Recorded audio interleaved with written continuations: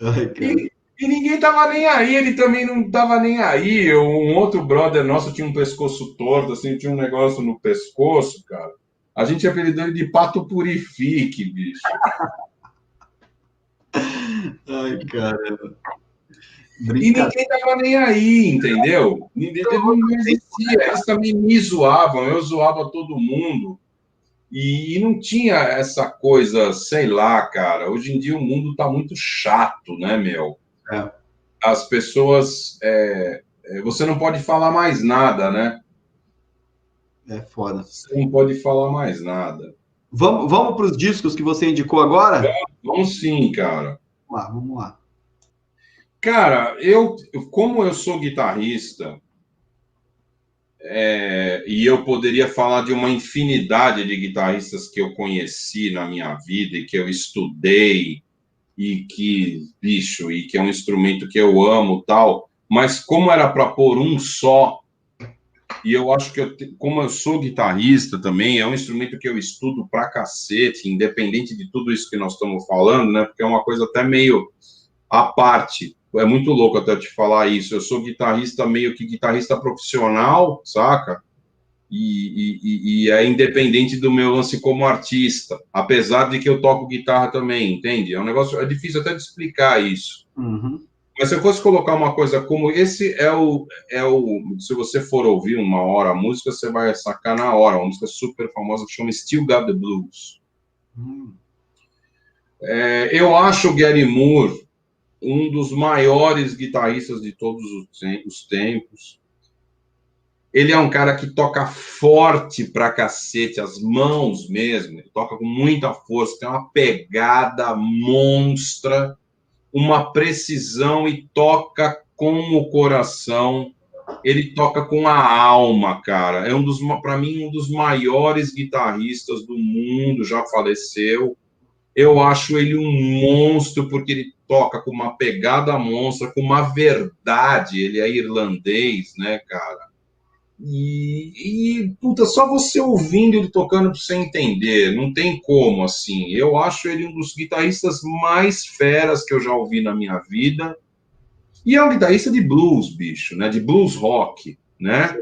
E ele tem uma expressão tocando guitarra que é uma das coisas mais lindas que eu já ouvi na minha vida. Então eu jamais vou deixar de colocar um disco do Gary Moore se eu tiver que colocar uma relação de discos para qualquer pessoa ouvir.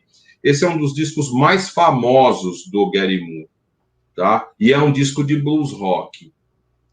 O cara é um monstro, bicho. O cara destrói, não toca. O legal aqui desse quadro é que, assim, cara, eu tenho alguns CDs, né? Eu falei assim, eu vou criar esse quadro, porque o cara fala o CD, eu puxo aqui e falo, esse CD é a sua cara. Só que, velho, é muito diverso, né? O gosto de cada pessoa, e aí você vai aprendendo cada coisa. Por exemplo, é um guitarrista que eu não conheço, agora eu vou procurar ouvir essa música. O cara é um monstro, o cara destrói. O cara destrói. Ele toca com uma puta força, com uma puta verdade, ele toca com a alma. Você vê ele tocar, é uma coisa maravilhosa, é lindo. O cara é um dos caras. E sem falar que assim, bicho, ele foi guitarrista do Tim Lizzy muitos anos, né, meu? Ele sempre foi muito fera, muito, cara. Sempre tocou muito. Distrato de Les Paul, para quem é E é um álbum guitarrista. que é de 90, né? Normalmente quando se fala de Isso, guitarristas, o galera isso, joga lá para os cara. anos 70, né? Isso é legal. Não, não, não. Esse não é um álbum que tem essa linguagem de blues antiga e é um disco que tem aquele som de blues, Delta Blues, ou saca? Não, velho. É um disco de rock, saca? Mas blues rock, né? Mas ele tocando é uma destruição, brother. Ele tem Bacana. uma expressão, porque instrumento é expressão, né? É que nem o Brian May do Queen. Você canta os solos dele, você não pensa, né? O sentido melódico, né, cara? O Slash trouxe isso de volta também, né, cara? A questão melódica. E o Gary Moore, ele é o rei nisso, entende? Os solos dele emocionam, tocam a gente, entendeu? Bacana. Eu acho ele um monstro, então esse não tinha como não colocar. Legal. Henrique, enquanto eu passo para o próximo aqui, responde a pergunta do Roger aqui. Ele está perguntando qual foi o apelido que te colocaram, o mais zoado que colocaram em você aí. Você se Puta, eu lembra? tenho muitos, cara. Eu tenho muitos, assim, deixa eu pensar. Um apelido que sempre, na época, agora não tanto, mas eles falavam que eu parecia o Tutubarão, brother. Lembra Ah, desse eu personagem? lembro. Eu era o Tutubarão. E o Tutubarão andava com as meninas, tinha uma banda também, né? Tinha, mas ele tem um puta nariz e os olhos pequenos, assim, né? É verdade. Aí, ó, Led Zeppelin. Você colocou o primeiro, né, do Led, né? Eu coloquei o primeiro, eu gravei Baby I'm Gonna Leave You, foi até para Inglaterra, o cacete, em 88, de Sério? um cara, bicho, que tinha um americano. Essa história é uma história bem louca, assim. Eu gravei isso aí com uns amigos, cara, e os caras mandaram para um cara de um selo aqui em São Paulo, mas ele era americano. E até o cara tava, ele queria, olha só que piração na época, né? Era bem em 88 para 89, eu estava com 20 anos. Ele queria que eu fosse para a Inglaterra para cantar a coisa do Led Zeppelin, o cacete. E obviamente eu não fui porque eu não sabia falar inglês, tal, cara, e também eu achava loucura, já tipo eu tinha meio que ir sozinho, saca? Meu, não virou para mim, eu achava que aquilo não era meu caminho. Ficou desconfiado, fiquei muito inseguro também, saca? Eu não sabia falar inglês, então eu não quis. Mas esse disco, cara, eu coloco ele porque também foi uma das bandas bem assim da minha vida, né? O Led Zeppelin foi a banda da minha vida. Essa coisa do rock progressivo, cara, de todas essas bandas dessa época, o Led Zeppelin foi a banda que eu mais ouvi, que eu mais toquei. Eu fui músico de bar. Depois que eu saí dessa coisa da MPB e tal, eu toquei muito rock na minha vida e eu sabia tocar umas 20 músicas do Led Zeppelin, cara. E eu tocava sozinho, saca? Tipo, até coisas assim, meio lado B e tal. A música que lança esse disco é a Baby I'm Gonna Live, que é uma música com violão, baixo, bateria e guitarra e tal. E eu adorava a voz do Robert Plant, tal, essa coisa meio esganiçada também, sabe? Tem Certo. muito a ver com a minha história, o Led Zeppelin, assim. Ah, tem a memória afetiva, né, cara? Você falou. Sim, sim, sim, sim. Vamos pro próximo. Opa, Brasílias na área. Então, o Jorge Ben, cara, esse é o disco que tem o Mais Que Nada, tal, né? É assim, cara, o samba rock, quando eu já tinha, uma coletânea, para ser bem sincero, como eu sou sempre. Na época de CD, eu comprei um negócio que vinham 6 discos do Jorge Ben. E eu adorei, cara. Adorei, assim, a simplicidade de um violão de nylon com 3 acordes, né?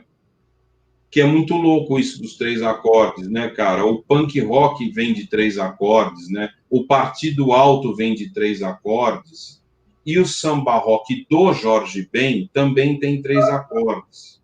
É muito louco esse formato. Daí a gente eu nem vou entrar nessa conversa, mas né, que nem a Santíssima Trindade, as pirâmides, a comunicação, tudo que tem o número 3 é um Uhum. número de comunicação muito expressivo, muito forte, né? E eu comecei é aí que a minha cabeça começou a virar, no sentido de eu entender a questão da expressão de composições envolvendo só 3 acordes e como existiam gêneros tão distintos, como desde o punk rock até o partido alto e até o samba rock, muito, mas muito, uma grande parte de todas essas músicas, que eu também gosto muito de partido alto, gosto muito. Eu tinha todos os discos de vinil do Bezerra da Silva, cara. Eu fiz ele autografar todos para mim, ele ficou impressionado. Eu tinha todos. De vinil, hein? E o que aconteceu com esses álbuns? Puta, cara, você acredita que eu não sei onde foi parar isso quando eu casei, velho? Puta, cara. E hoje em dia, vinil já tá vendendo mais que CD, né? E eram todos autografados pelo Bezerra, bicho. Quando ele veio almoçar aqui na minha casa 2 vezes. E uma das vezes, obviamente, ele assinou tudo. Quando eu ia lá para o Rio de Janeiro, ele queria que eu ficasse na casa dele. Eu não ficava na casa dele, mas eu vivia lá. Eu cheguei a ter uma, não muita, eu sou um cara muito sincero. Eu não cheguei a ter uma grande amizade com o Bezerra, mas eu tinha um relacionamento com ele muito legal.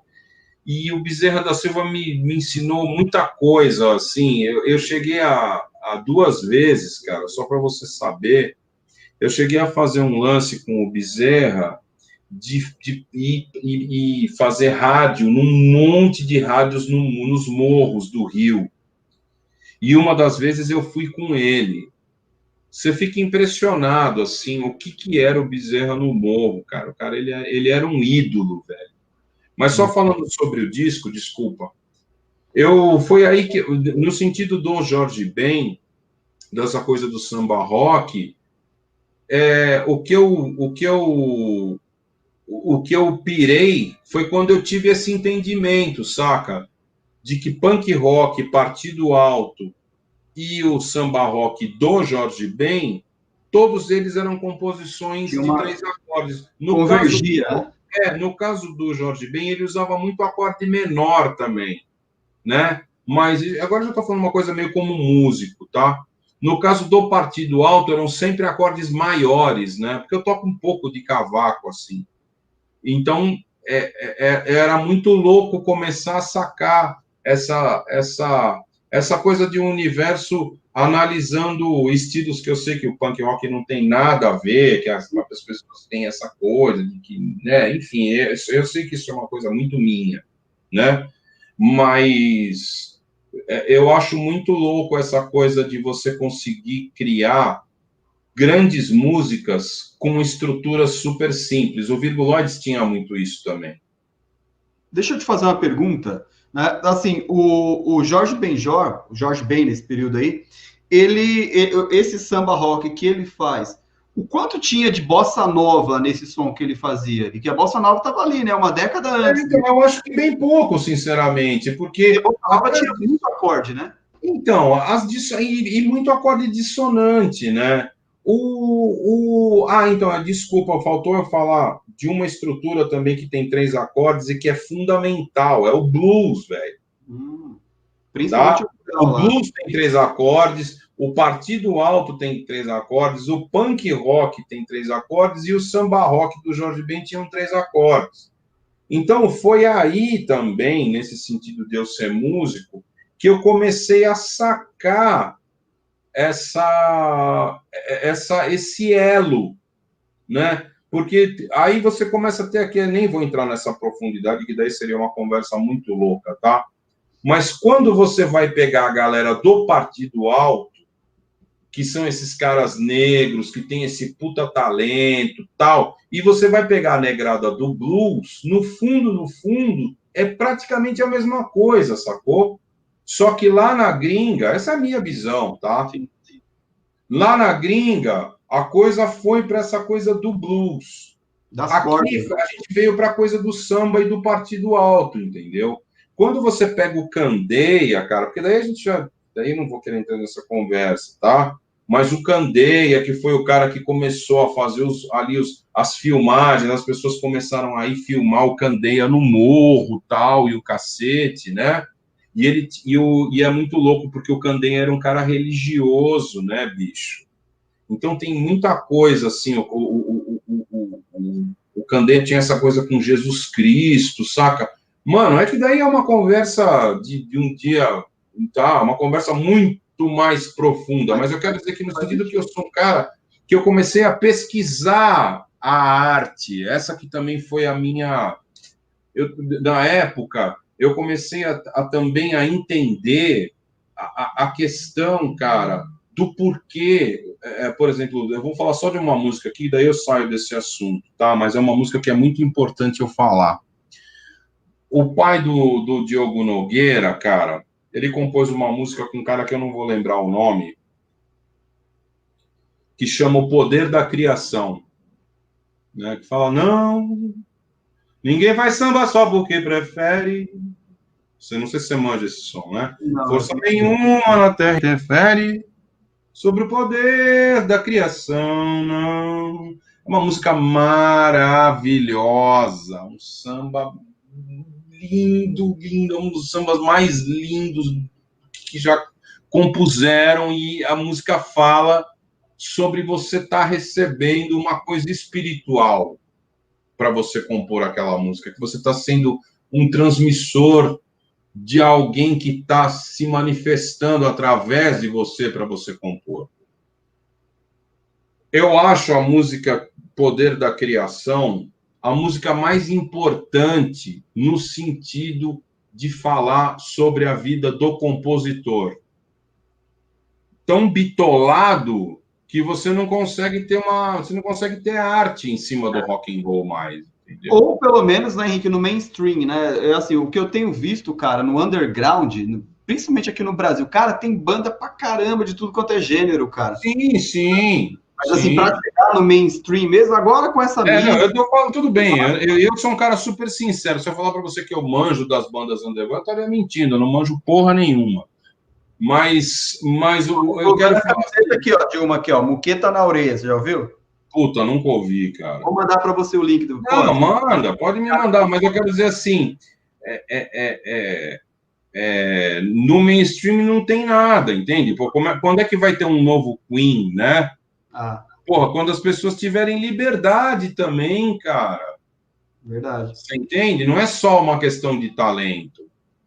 A máquina também matou todo mundo, né, meu? Tudo tem que dar dinheiro, a música tem que dar certo em 15 segundos. Mas vamos lá, você quer que eu fale do Ramones, cara? Fala do Ramones. Olha, é o primeiro, né? Então, esse é um disco que eu tinha esse disco, eu comprei esse disco, e tem a Blood Skitty Bop, né, nesse disco. Eu coloco o Ramones como uma referência, não tem nada a ver com punk, com porra nenhuma disso. Diversão, Ramones, né? A minha visão é uma visão musical, não é uma visão ideológica, tá? O que eu quero dizer, por que eu coloquei esse disco, é exatamente por causa do lance dos 3 acordes, saca? Eu não acho que está tão distante, né? A minha visão como músico, tá? Só que era muito louco, porque o Ramones, quando é muito louco, né? Porque daí é uma coisa para quem manja de história de banda. E o Ramones, cara, é muito louco, porque quando os caras, eles tentaram pôr outros vocalistas, né? E eles colocaram o vocalista do Ramones, que é um cara super esquisito, porque eu também sempre tive uma certa admiração, eu sempre achei legal, sempre achei muito legal, e a gente usava muito no Virgulões, a coisa do anti-herói, né? O cara fracassado, o cara feio, o cara fedido, o cara pobre, o cara escroto, e de repente esse cara vai dar certo em alguma coisa na vida, né? Então eu também sempre curti isso. Então eu curtia muito o Ramones no sentido de que os caras não eram bonitos, não eram os caras, entendeu? Eles eram o que eles eram, né? Então eu sempre uso o Ramones como uma referência de autenticidade artística, né? Era uma banda que era todo mundo tosco, ninguém sabia tocar porra nenhuma, os caras eram feios pra caralho, e mesmo assim eles não fizeram, para quem estudou um pouco a história do Ramones, que eu estudei, né? Eles não fizeram o sucesso do tamanho que eles queriam, porque eles tiveram produtores fodidos para ver se eles queriam se tornar uma banda do tamanho do AC/DC, assim, né? Uhum. E eles nunca conseguiram chegar nesse patamar. Mas, puta, velho, só se você vê esse vocalista que era um cara todo tosco, até meio doente e tal, né, meu? Escondendo, né, atrás do cabelo e do óculos. Então, e não era isso que eu tô falando, porque as pessoas têm existe uma coisa que eu gosto de defender. Quando você vai ver um The Voice, né, um negócio assim, Existe muito essa coisa de que o artista, ele tem que ser um cara perfeito, ele tem que ser um cara carismático, ele tem que ser um cara sorridente, ele tem que ser um cara galã, ele tem que ter os dentes perfeitos e tal. E isso tudo é uma coisa que pasteuriza o artista. Entende? Uhum. Aí, às vezes, até hoje em dia, né, as pessoas já estão assim, acho que mais vacinadas. Quando pinta um cara estranho, um cara que não é o exemplo de artista pop, mas ele tem um puta talento, e as pessoas adoram aquele cara. Você quer ver um outro cara que eu acho que, tudo bem, ele tem uma música super comercial, mas eu fiquei contente com o sucesso dele, por ele ser um cara completamente avesso, foi o Ed Sheeran. Sim. Um cara ruivo, com uma puta cara de nerd, que não tem nenhuma pinta de galã. E uma coisa que eu também acho sobre o Ed Sheeran, eu acho muito interessante, cara. As músicas do Ed Sheeran parecem todas dos anos 50 e 60. Verdade. Eu acho isso um negócio muito legal. E eu acredito, isso é uma outra coisa, que isso é uma coisa espiritual, velho. O cara já traz isso. Sim. Talvez ele seja até um artista dessa época e a gente não sabe.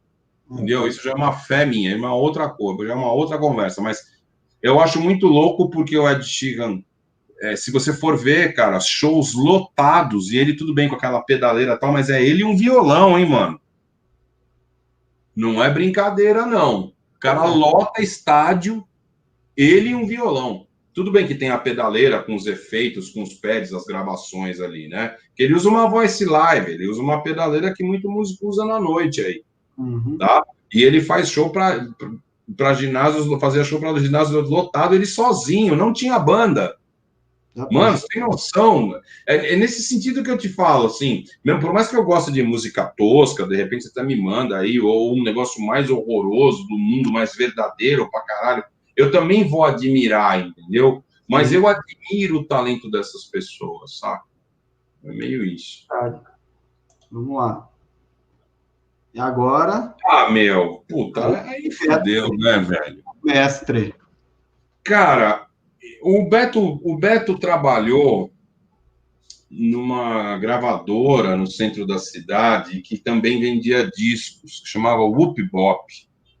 Isso foi no final dos anos 80.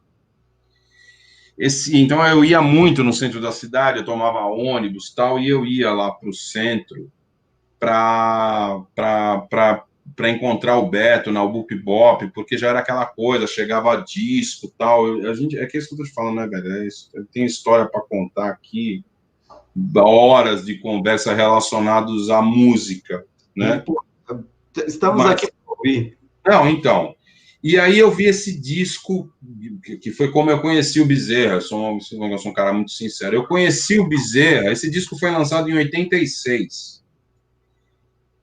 Eu conhecia o Bezerra porque eu vi essa capa e eu achei essa capa do caralho.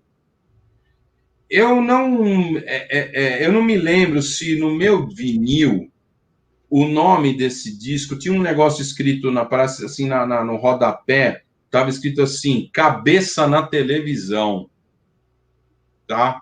E já era a verdade do brasileiro, né, cara? A Rede Globo ou a TV do Silvio Santos, tal, não existia TV a cabo, não existia porra nenhuma.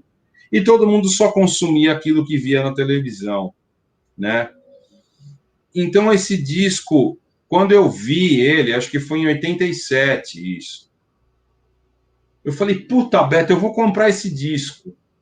Porque eu falei, puta, meu, caralho, né?